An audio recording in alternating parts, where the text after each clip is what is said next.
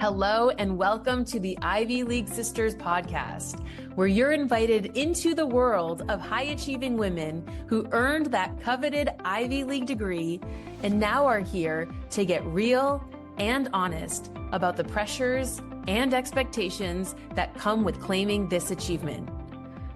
I'm Lauren Baluchian, and I'm the founder of Ivy League Sisters, a mentorship community where intellectually curious and slightly rebellious women band together to support each other through the personal and professional seasons of life.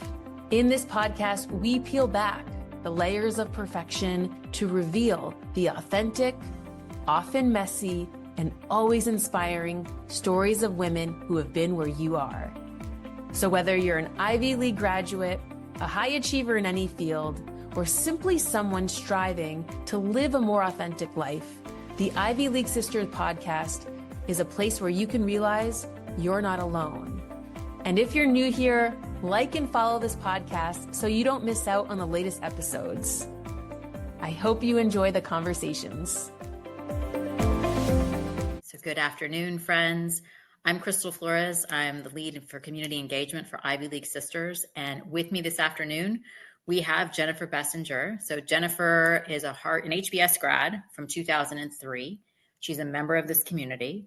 I have had the opportunity to meet Jennifer in person. We attended a retreat together back in October. This is March of 2025. So that was, six months ago. I know, it doesn't feel that long. Time flies. I know. Can you believe it? No. So I've had the privilege of seeing Jennifer in person and getting to know her a little bit. But the purpose of today's interview is for everyone else to get to know Jennifer a little bit better. I'm biased. I think she's great. I think everybody in this community is great. But we'll also be talking a little bit about comparison, which is the theme and what we're all going to be working on in March. And it's something that shows up for all of us. So Jennifer will give some candid comments about how that has shown up for her. So welcome, Jennifer. Thank you for making the time, for being here. I would like to first ask you, in your own words, can you tell your story, where you grew up, where you went to school, what you studied, when you married, just the really kind of the arc of your life, if you don't mind. I'm Canadian.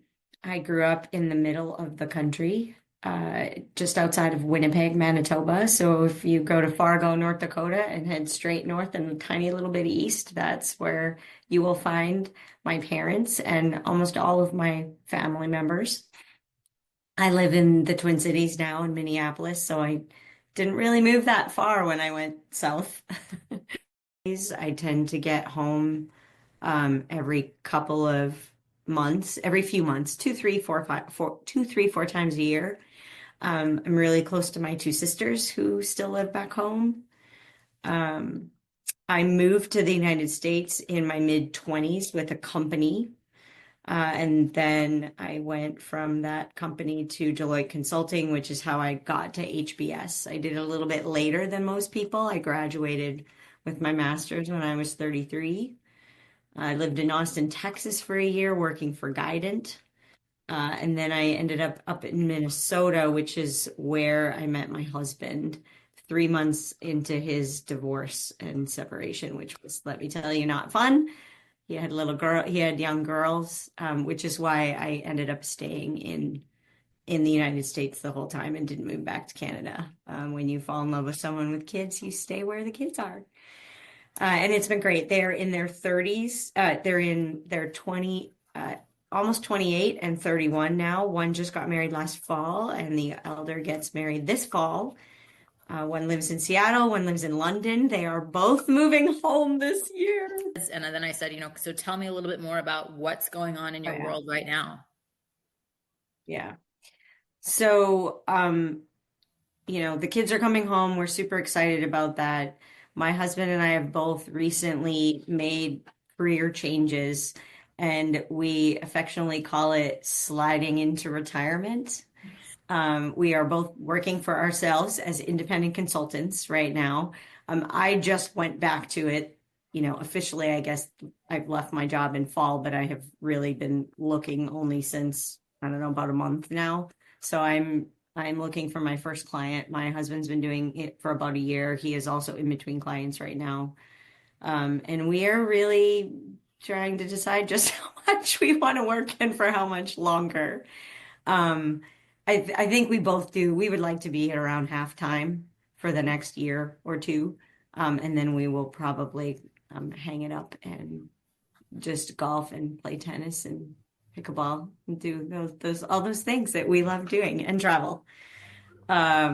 And that's how I basically spend a good portion of my time. I just recently realized just how much of my time I spend playing sports and doing activities, which I absolutely love. I've been playing women's hockey for 14 years. I have an incredible group of women that I've gotten to know and I feel super close to. And we're all a little bit sad because the season just ended, and much as we keep trying, we don't see each other in the summer as much as we would like. Okay, I gotta stop you And right there. I'm gonna stop you right there. If you don't mind me asking, how old are you? 54. Okay, so you're 50. So you're telling me you picked up women's hockey when you were 40. I did. I love Yeah. that. I think that's so fantastic. So okay, now I have to know a little bit more about that story. So you're 39 or 40 years old. Like, what inspires you to be like, I'm going to learn how to play hockey and I'm going to be on a hockey team? Like, what? Well, I am Canadian. Okay, so I that's am true. Canadian, and I It is Canadian skated because since it's I in was your, little. it's in your Yeah, and cultural I DNA. skated since I was little. My parents put me into figure skating for a couple of years when I was, 7, 8, 9 years old. Then we bought a grocery store and moved to a smaller town, and they didn't have those programs available. And we had a store, so I pretty much could only do sports that were attached to school because there just wasn't really time and resources to drive me in the middle of the country all over the place because you can't hop on a bus or anything. Um, so I skated, I played with the boys, and I lived in a town of 300, so there was literally nothing to do until you got a driver's license. So from the age of 10 until 16, 4 or 5 nights a week in the wintertime, we went to the outdoor rink and shoveled it and played pond hockey. And I did it all on figure skates because nobody, even though I was such a tomboy, and my dad is old-fashioned and traditional in every way except with his own daughters. I'm the oldest of three. And he coached boys hockey at age like 11, 12, and we never thought to put me on the boys hockey team. There was a sport in Canada called ringette that girls played, and I was such a tomboy, I refused to play it because I thought it was sissy hockey. Oh my gosh, so it wasn't And really in hindsight, in your oh my adolescent or God. child mind, that wasn't real hockey. Oh my Right, God. yes. In my That's opinion, that was like, which is silly. I have a niece who went and actually got to play for Team Canada. I went to watch her play in Helsinki, Finland a few years ago. Like it's a wonderful sport. I still prefer hockey, but it's a great sport, and I really wish I had played it when I was that age.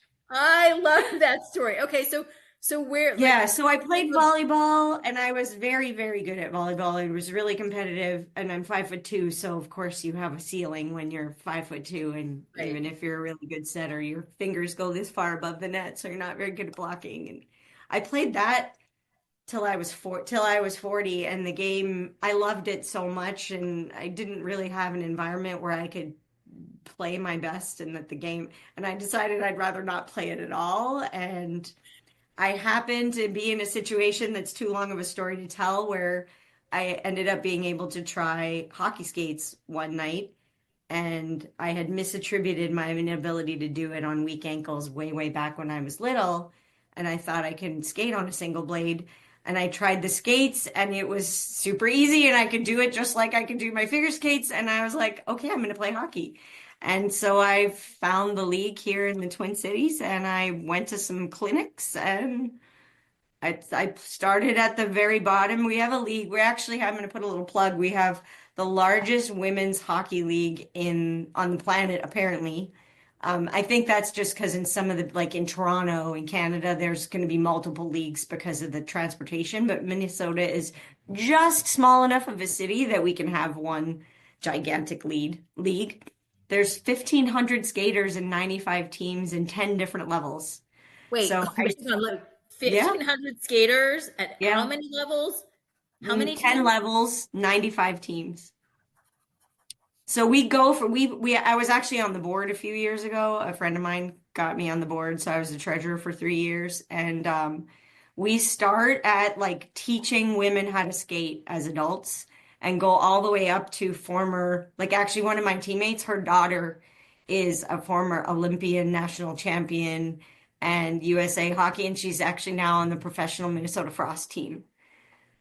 So we cover that, you know, that once she retires from playing professionally, she'll play in like this elite level in our league that you only get invited to. Right. Yeah, she'll be like, yeah, the retired Yeah. pro category, whatever So that it's is. super fun. I love it.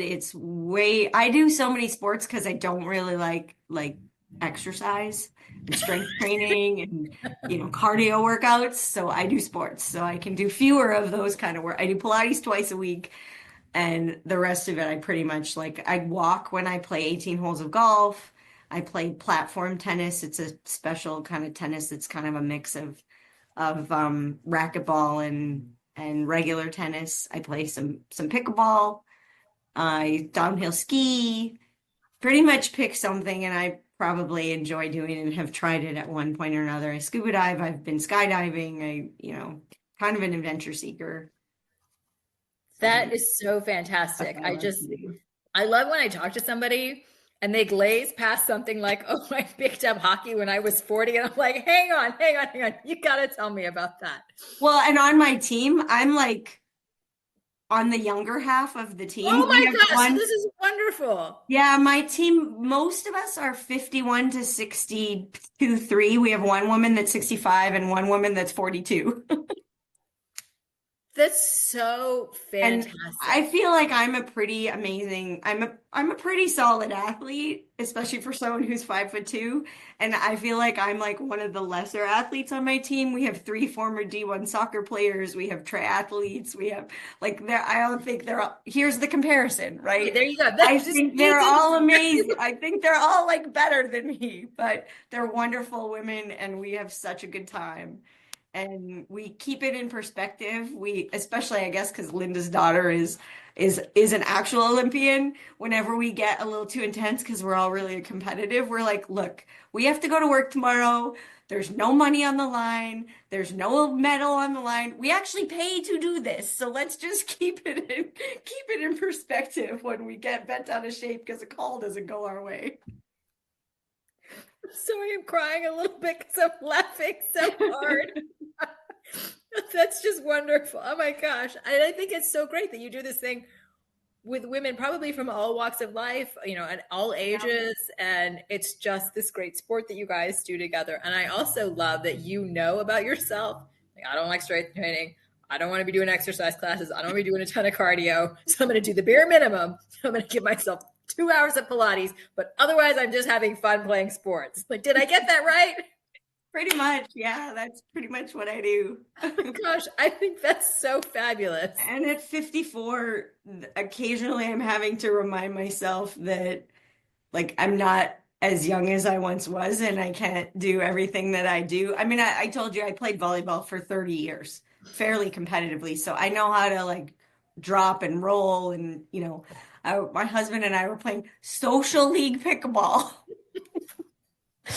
And I got the ball, I dove, and everyone's like, "Are you okay?" I'm like, "Yes, I am." And for right now, my body still like just reacts, and eventually I'm gonna have to teach myself that that point is not worth a potential injury. Not worth tearing an Apparently, ACL. my body is not quite there yet. We're getting there, but it's not quite there So what yet. I'm hearing is like in your heart, so number one, you play really hard. Like when you're in the game, Yeah. you are in the game. You're in it to win Mhm. it. And I'm hearing Yeah. also, and I don't know if this is true, but I don't want to put words in your mouth, that you're a little competitive. Oh, yeah.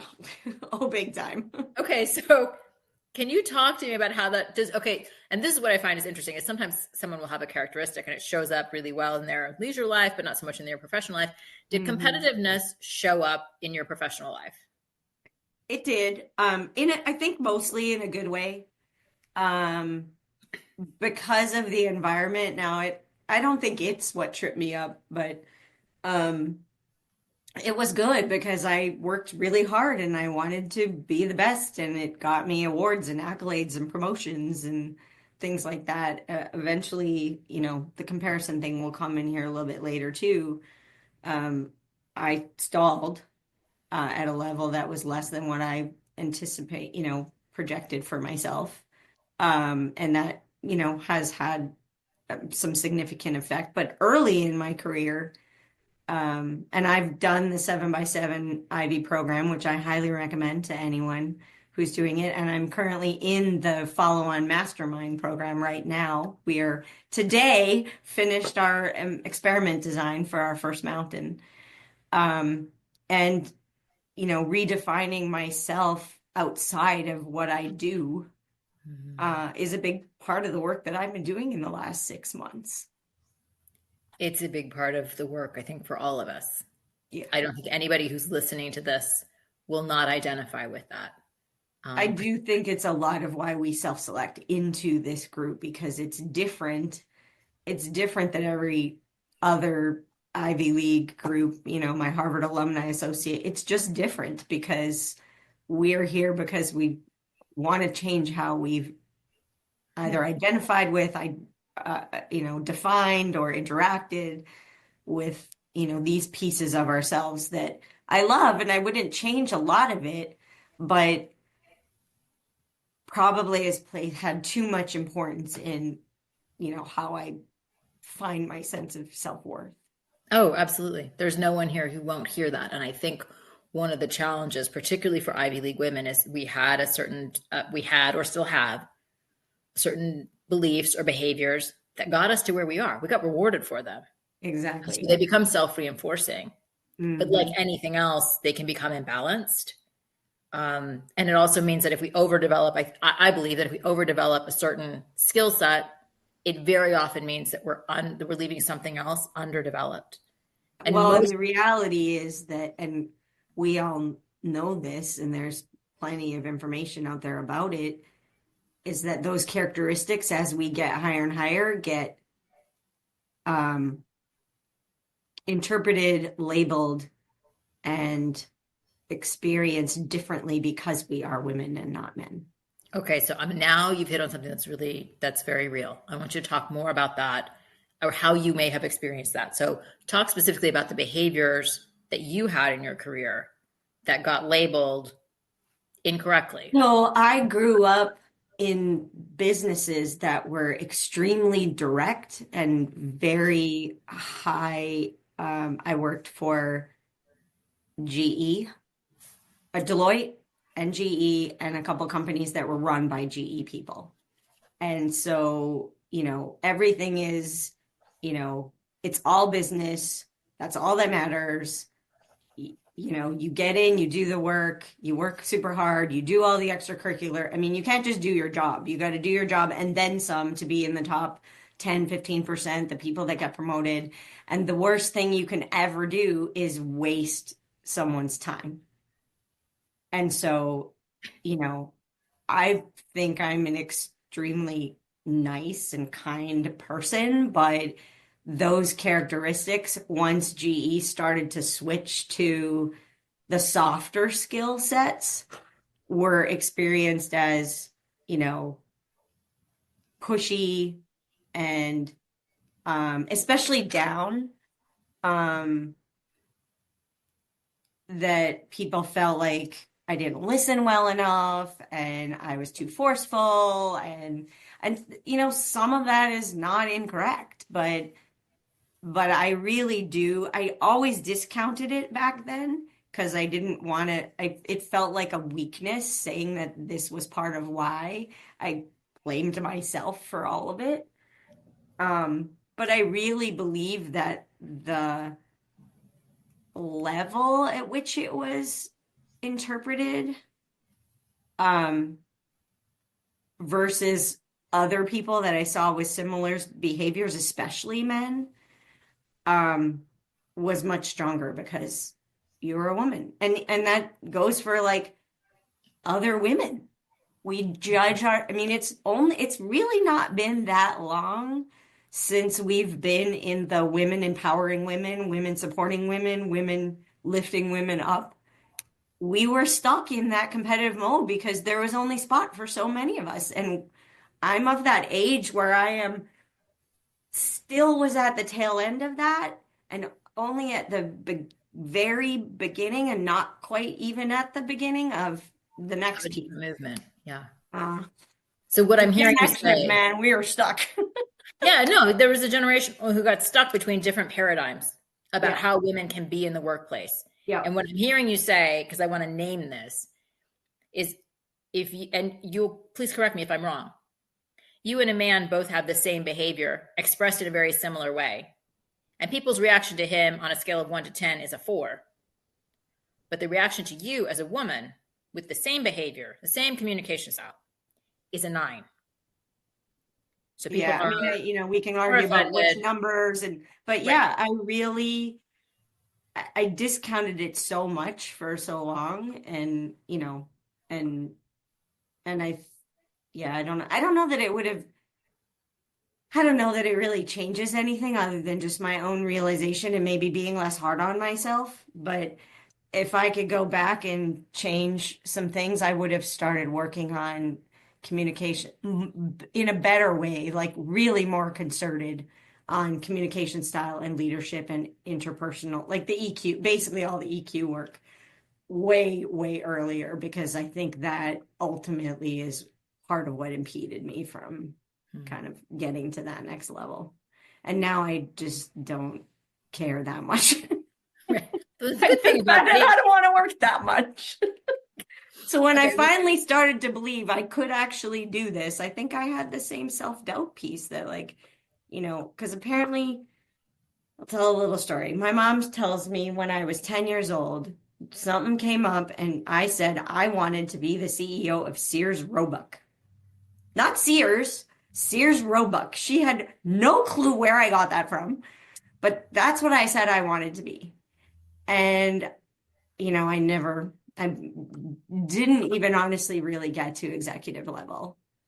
I am being super, super raw here because this is still a group of women that I would like to work with, work for, do things. And I think a huge part of it was actually belief.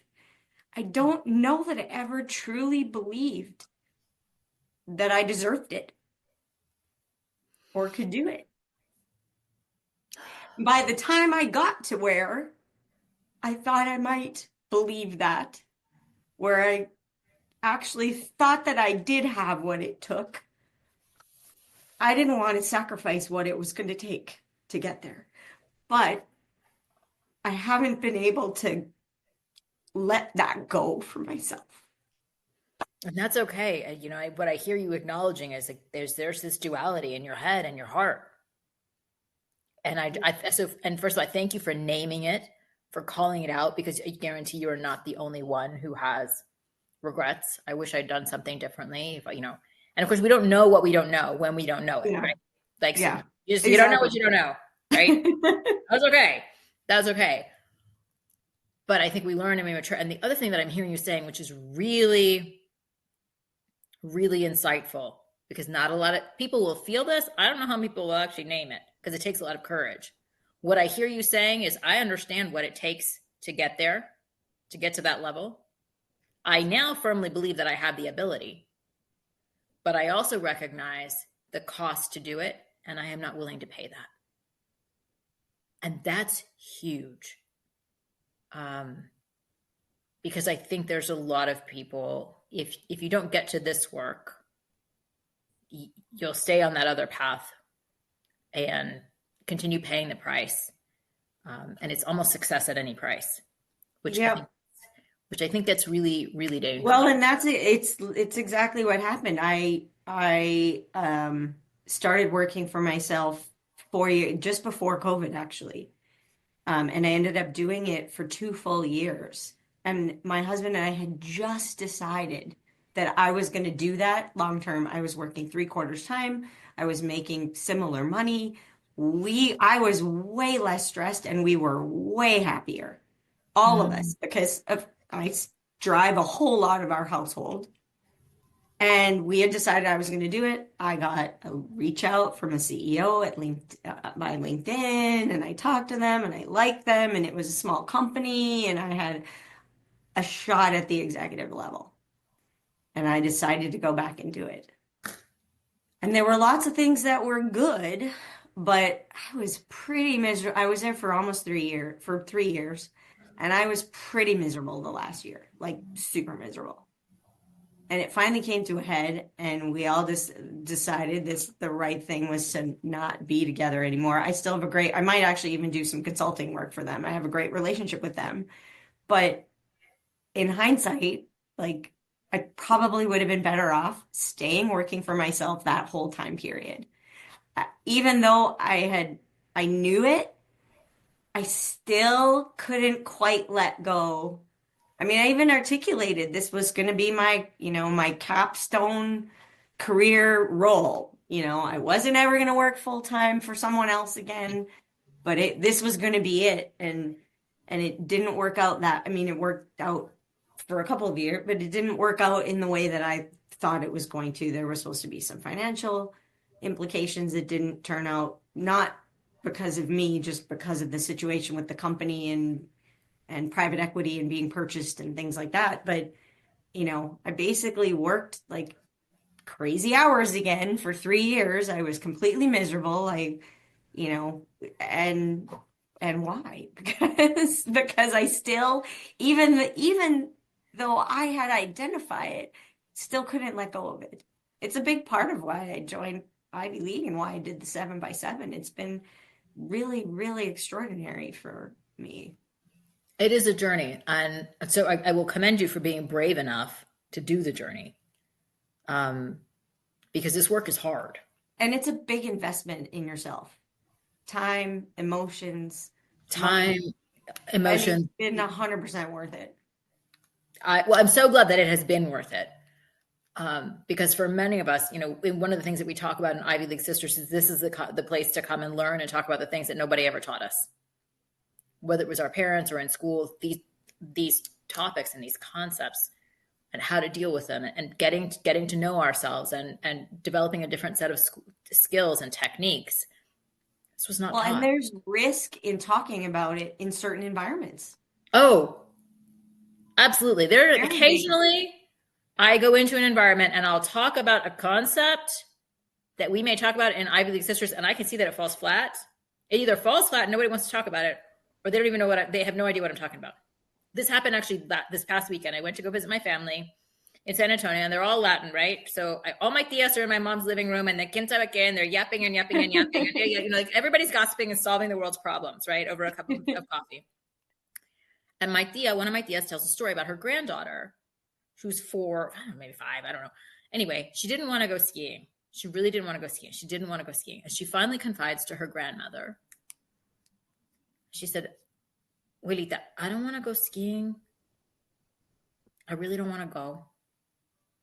But I don't want to disappoint mom and dad. Mm-hmm. And I said, oh my God. And I said, oh my gosh, she's 5 and she's people pleasing. She's not setting a boundary. She doesn't know that she has the ability to say no. I mean, she's a child. She doesn't have the skills yet. Mm-hmm. And I said that, and all of my tias looked at me like I was speaking a different language. Mm-hmm. They didn't have a vocabulary around people pleasing. They didn't. I heard this story, and I was mortified for this little girl who is learning and practicing people pleasing at 5 years old, because I'm thinking, I know what that trajectory looks like, and it doesn't end in a good place. And it's as if anybody else in the room didn't see it. And I think what's really powerful about all the concepts and things we talk about in 7x7 and Ivy League Sisters and Mastermind is once you see it, there is no unseeing. Mm-hmm. That's what's so powerful about these things, which is why I'm going to segue a little bit into comparison, because comparison is insidious. It happens to all of us. We all engage in it. No one is immune. No one's immune. No one gets through this ride without comparison. But I'm wondering if you would talk candidly about how comparison has showed up for you in different parts of your life, big and small, and what the cost of comparison has been like for you. Well, I described the cost of comparison already in these last 3 years in stress and feeling not enough. That's a big thing that I deal with, like, and self-doubt and yeah.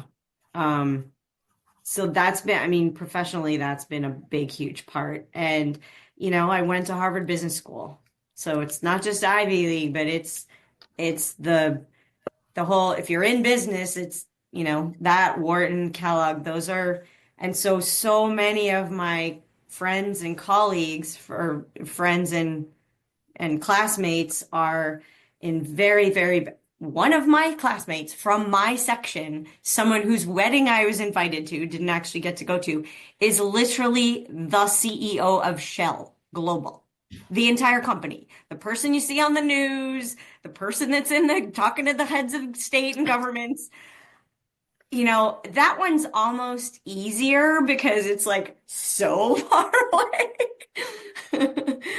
But I'm very, very bad at that. And since I was a little girl, I was in a really small, place, and I was very outspoken, usually one of the smarter people, if not the smartest in my classes. I mean, I went to high school of 35 people. My grade school from kindergarten to grade 9 was like 200 kids after third grade. I mean, and you don't really know anything in kindergarten through grade 3. So, and every time I went to the next level of school, I'm like, okay, I'm just going to be average now. And then I wasn't. And then college, and then I wasn't. And I'm a joiner and I'm a go-getter and I'm super extroverted and I really love being around people. So you end up in leadership positions and sometimes that is a struggle for other people that can't relate to it, and you end up a little bit on the outside, because you're just a little bit different. I mean, when I was a kid, these are not things you would tell a little girl today, but like my mom and my mother's never said it in a way that she was trying to damage me or anything like that. I think she was trying to help me relate to myself. But she's like, your life would have been a lot easier if you had been a boy. Because I had very masculine, traditional gender role characteristics and behaviors, especially where I grew up. I grew up in an area where a couple of miles from where I lived was a church of a different faith than I grew up, where the men sat on one side of the church, the women sat on the other side of the church. Women were not allowed in positions of leadership. I mean, I grew up in an extremely traditional part of the country. And like I said, my dad never held us back from those things, certainly not consciously, but the entire environment was set up that way. And I wasn't like that. And my mom is outspoken and a very strong personality, and so is my dad, and so am I. And it wasn't always easy and we were a different faith. We're Lutheran, and which, I grew up in an area with a lot of Mennonite people who they too, just on a continuum, just like Lutherans, but they tend to be on the more conservative side. People tell me I wasn't Christian when I was in high school and their kids couldn't hang out with me. And I'm like, wait, like history, like we came before you did. Like if I'm not Christian, you're not Christian. Yeah. And I could talk about my faith, because I was bright and it mattered to me. I knew things. And so I always felt like an outsider. I always felt, and even in my own family, I always felt I think that's maybe part of why I ended up moving away. I wanted to experience different things. And I'm really, really close to my family still.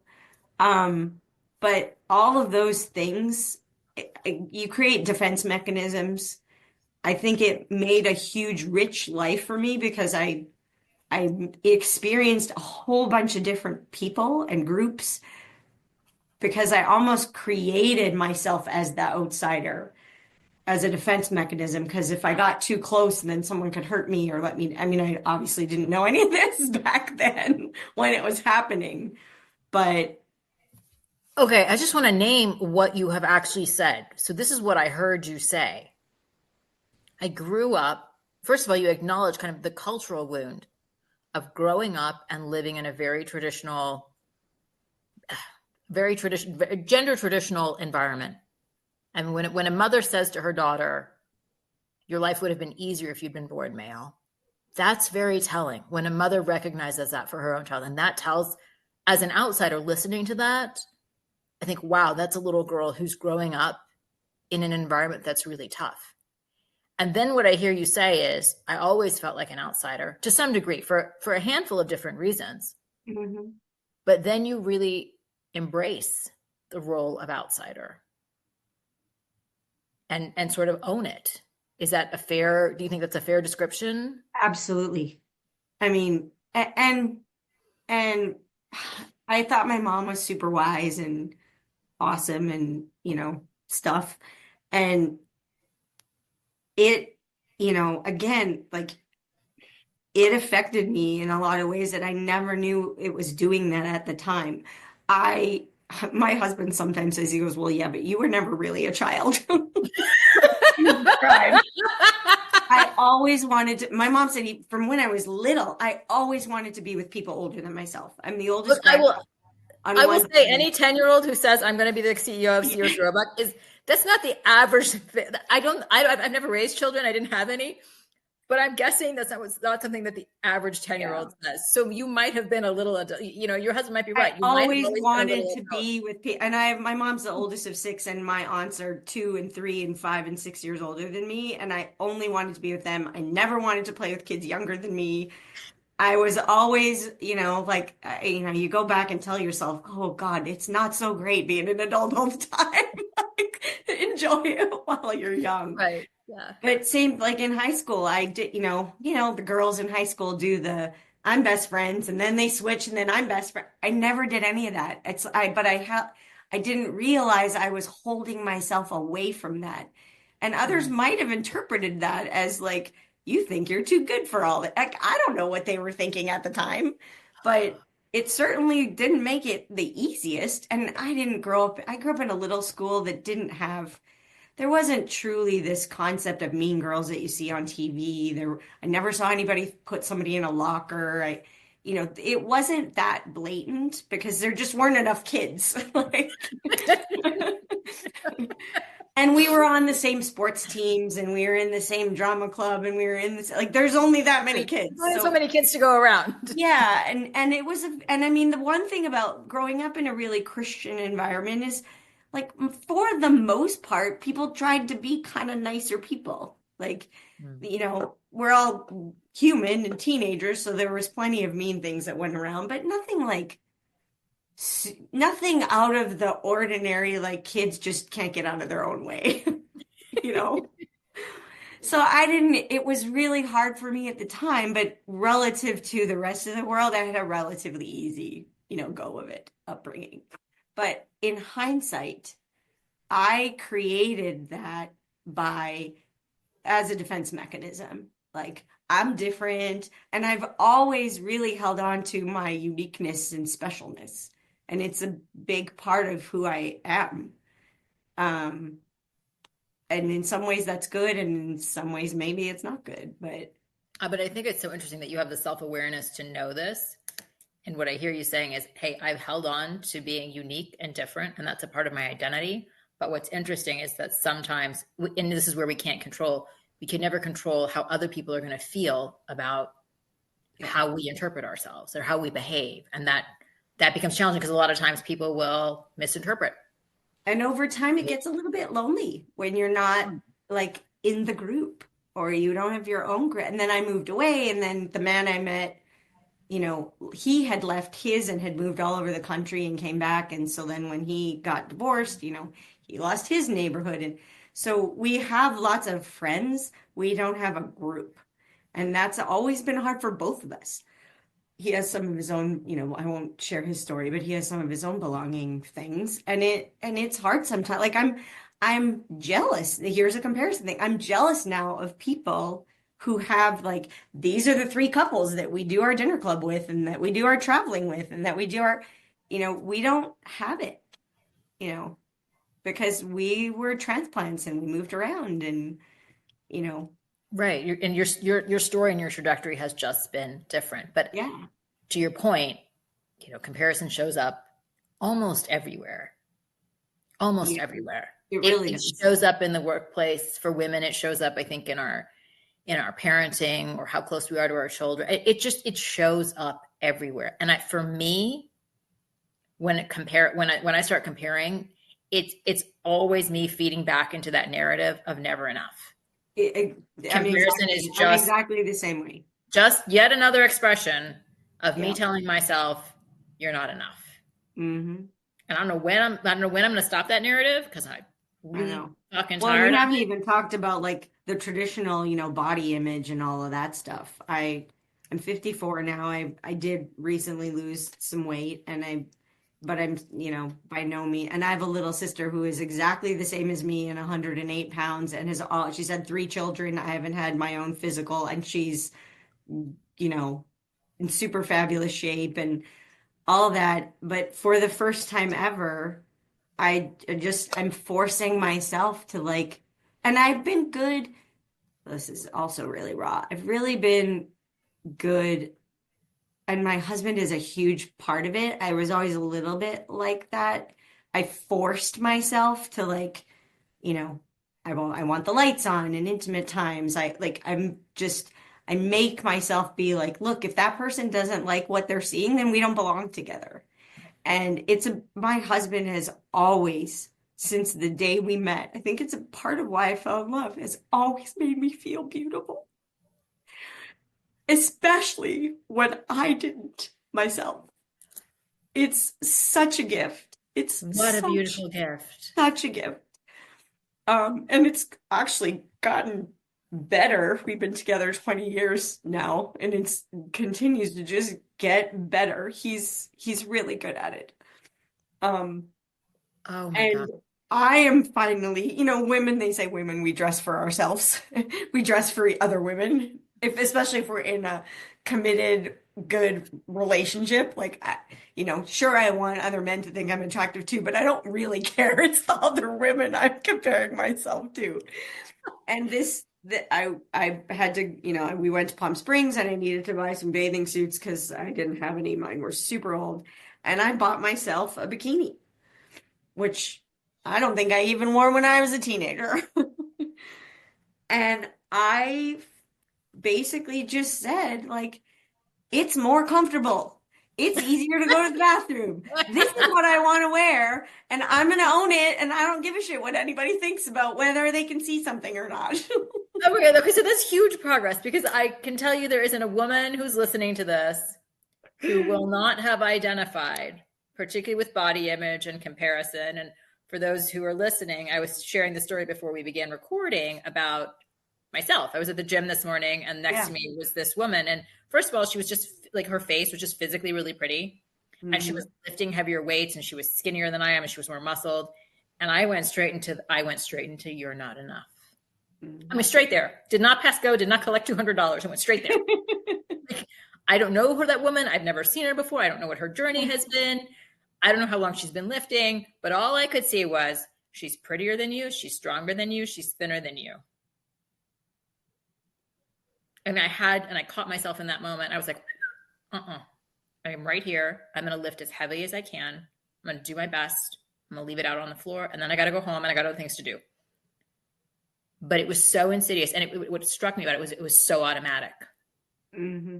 I didn't have to stop to think about it, that I wasn't enough. It came right there. It's why I think this group is so important, because it's through other women that we can let go of these things for ourselves. The whole thing about the bathing suit, I don't want to say exactly how, but there's someone I know through someone I know well.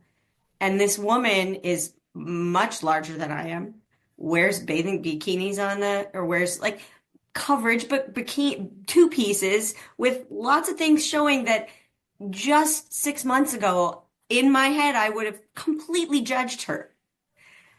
And she owns it, and she's happy, and she's clearly has a good sense of self-esteem and self-worth and self-value. And it's such a great example. and she doesn't care what, and she's very close friends with some women who are more magazine-ish, and she just doesn't care because she knows who she is and that body is just one piece of her. And it gave me the confidence to do the same thing for myself. But I think that's what happens when we see a woman who is walking in her own light. The best, when she is genuinely owning who she is, the best part, when I see somebody like that, interesting enough, comparison doesn't come into play. But what does come into play is exactly what you described. When I see someone else walking in their own light and being genuine, suddenly it gives me the permission to do the same. And I think that's a big part of what this group is. It's about finding your people. It's about finding women who are being honest with what's going on. Because when someone else is honest, then all of a sudden I have the room to be honest and to be real about what's happening.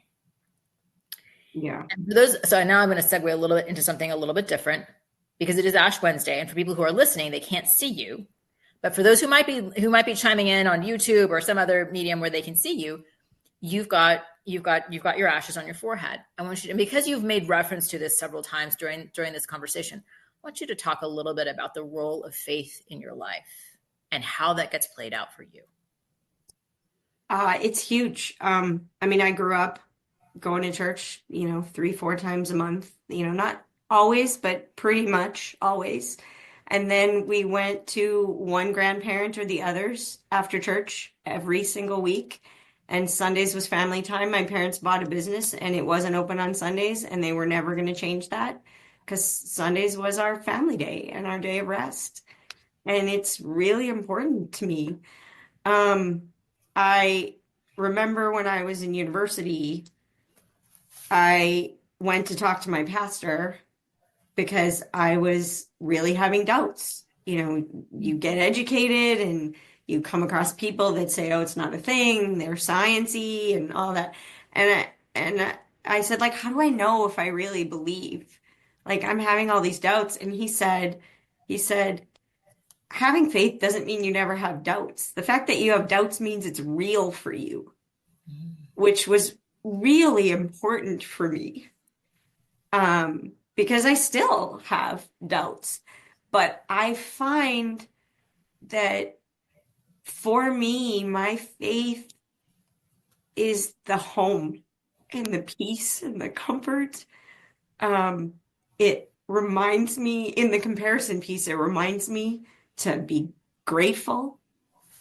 I've talked a little bit, money is kind of a thing for me because everything I love to do is kind of expensive. And you never feel like you have enough. And we belong to a country club. And so, we feel like there's always other people. Talk about an environment for comparison. Sure. Exactly. Other people who have more, for that to show up. Yeah. who have more and all that kind of thing. And one of, it was quite a few years ago already that during a sermon, the pastor said something that really, it stuck with me. And I go back to it all the time. When you're comparing, don't forget to compare down, because we always compare up. And that's where the feelings of enough don't. And I knew it resonated so well because I was already consciously aware of, if I think I don't have, it's ridiculous for me to think that I don't have enough money. I've articulated to people for many years, like, I am living a life I never thought possible when I was younger, even in college.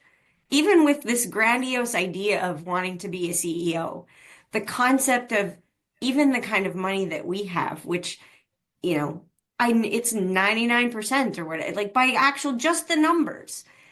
The difference between 99 and 99.1, 99.2 goes like this, but it's still like, it's ridiculous how relatively, it's why I'm such a crazy ass liberal, and why, my husband and I have nothing but employment income. If anybody should be, Republican, it should be us. But I'm happy to pay taxes because everybody should have an easier life. Like, life is hard enough. We don't need to make it harder for more people. And like, what is the real difference in how you can live your life if you have 2 million or 3 million or 10 million or 20 million, or if you have $200 million, why do you need $400 million? And I do think that my faith is a big part of that. I think there's plenty of people that can believe those things without faith. But for me, it's where it comes, where it started. It's my foundation. In the 7x7 program, we do a fair amount of meditation. And I found that I needed to shift from that to doing my devotions. That grounds me and just keeps me out of my own head and gets me into my heart more. Because I'm extremely up here. And it takes me out of my head and puts my heart front and center a little bit more often. What I hear, it's what you're saying reminds me of the old Native American proverb that the longest journey is from the head to the heart.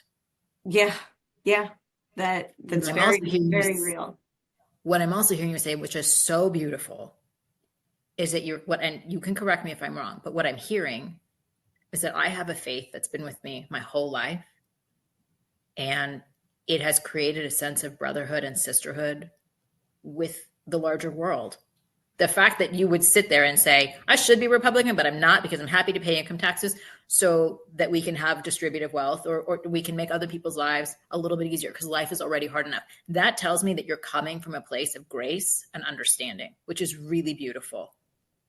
Yes. And those things need to be named, need to be called, because sometimes we're really good as women and as Ivy Leaguers. We are great. If you wanted me to give you a list of things I am not good at, I could give you a laundry list. But if you ask me for a list of things about myself that are beautiful or wonderful, it's harder. So sometimes it's easier if another sister calls that out for us. And that's part of the role of sisterhood. That's part of holding each other up and helping each other see the best parts of ourselves. And it's like the anti-comparison, right? Yeah, you can tell I'm an emotional. I cry all the time, and I don't really have any problems crying in front of other people. I don't, cut my arm off, I probably won't cry, but but anything sentimental, anything soft, and which is really also a dichotomy because I've been also told I'm intense and a hard ass for a good portion of my life. So it's just. But I think there's room for different sides sides of ourselves. We were all multidimensional. That's to me, that's what's part of being human. We are all on a continuum of light and dark and messy and tidy and explored and unexplored all at the same time. And that's okay. That's part of it. I was really lucky with my faith too, in that I grew up in an area where some faith systems were very harsh and they were hell and damnation and fire and judgment. And I didn't grow up. My mom wasn't like that at all. Yes, God can be that way, but I grew up where God is all about love and joy and community and belonging. And that's been a huge, that's how my faith extends out to the world, because I'm not going to go political here, but because that's just, and that's my sense of, and I also grew up, I think maybe a little bit more like you, where God, family, community, self, God, family, self, and that's the difficulty with the people pleasing part is where's the line between being someone who cares about others and wants to be giving and wants to be kind and thoughtful and generous, and being a doormat and being taken advantage of. It's not easy, to live that line. But for me, my faith helps figure out where those lines are and where I want to draw those lines, because my life should draw people towards faith and religion and not push it away from faith and religion. And I'm super careful where I go. And I go to a super liberal ELCA Lutheran church because I want it to be inclusive, and I, believe love is love, and I don't have any fear that if someone is different than I am, that it's going to somehow make my world or the world a worse place. I actually think it makes it more beautiful because holy cow, if we were all the same, that'd be pretty darn boring. Oh, and the world only needs one of each one of us. Yeah, I exactly. love the old quote, and I can't remember who said it, but it's something along the lines of, be yourself because everyone else is already taken. Yeah. We all, there's room in the world for all of us to be ourselves, no matter It's so what. interesting and fascinating. I know. That's why I love doing these interviews. I love doing these interviews. When Lauren said, hey, you got to do the interviews, I was like, I'm all over that because I love in a conversation with somebody, I can go from crying because I'm laughing so hard because this person is telling me the story of how she picked up hockey at 40 to nearly in tears about a career journey or something else that's happened in her life. And people, what I love about this community is people are so willing to be very real, and it's a safe place to do that. And so I want to thank you for coming today, for showing up as you are, but you are not done yet. So at the end of every interview, we ask three lightning round questions. Right. This is the only rule that I have. You cannot overthink the questions. You can't overthink. So the first Where's my Ellen buzzer? We don't have a budget for that, so we're just going to go with it. Okay, so the first question is, what is the biggest thorn on your rose bush right now? Would it be perfectionism, people pleasing, or imposter syndrome? I think I'm struggling with imposter syndrome a little bit. What is one lie you still tell yourself?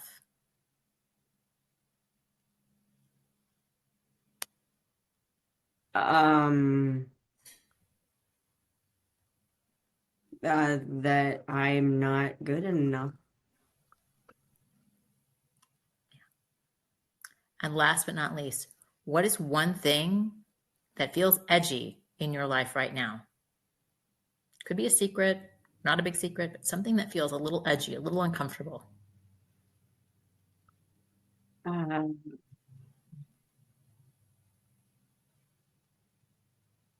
Just trying to decide when we think enough is enough so we can just get on with the next phase of our lives. Never enough, and when is enough enough? The things we all struggle with, walking those lines. Mm-hmm. So thank you, Jennifer, for taking the time today, for being real, for being vulnerable, for being you. I find it amazing that despite the fact that 6 months ago I was at a 3-day retreat with you, everything in this conversation felt like I'd learned something new. So I want to thank you so much for that. Thank you. I hope you enjoyed the conversation. If you'd like to be in contact with our community, you can find us on Instagram and LinkedIn at Ivy League Sisters, or visit our website at ivyleaguesisters.com. And if you found this conversation valuable, I invite you to share it with another woman, another friend, another loved one, because it's through our sharing that we inspire one another and deepen our connections. Until next time, remember, you're not alone. We are in this crazy thing called life together.